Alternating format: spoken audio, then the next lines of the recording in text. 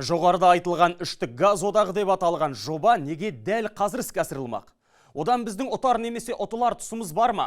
Біз бұл сұрақтарды сарапшыдан сұрап көрмекпіз. Дәл қазір бізбен тікелей байланысты энергетика саласының сарапшысы Абзал Нарымбетов. Кеш жарық, Абзал мырза. Кеш жарық. Сол жалғыз-ақ сұрағымыз бар. Ресей, Қазақстан, Өзбекстан іске асыруы мүмкін үштік газ одағынан бізге қандай пайда бар? Айтып өтіңізші. Енді былай келетін болсақ, Өзбекстан осы жылдан бастап дефицит газ өз елінде болған үшін сыртқа экспортты тоқтатты Қытайға. Қазақстан болса, келесі жылдан бастап тоқтатамыз деді. Бұл жерде Өзбекстан да, Қазақстан да газға мұқтаж.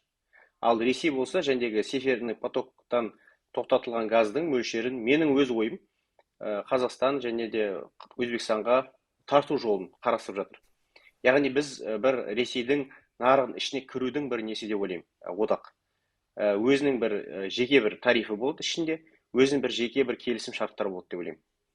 Бірақ бұл бізге Қазақстанда қандай плюс мен минустар бар? Плюсы біз дефицит бар, тез газ келеді. Минусы біз өз газымыздың кен орындарын дамытуға тежейді. Неге? Өйткені дайын газ аламыз. Ал бізде қаншама кен орындары бар, ол кен орындарын біз өңдемей жатырмыз, себебі біздің тарифтер төмен және газды сатып алатын төмен.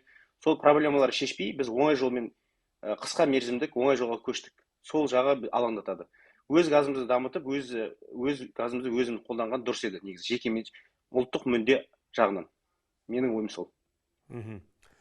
Түсінікті. Көп-көп рахмет, Абзал мырза, пікіріңізге.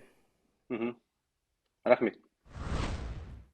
Жаңалықтарымызды Айбат YouTube каналымыздан көре аласыздар, сондай-ақ Facebook, Instagram және Telegram парақшаларымыздан оқи аласыздар. Еліміздегі ең маңызды ақпараттарды жіберіп алмас үшін бізге тіркеліп, пікір қалдырып және достарыңызбен бөлісіңіздер.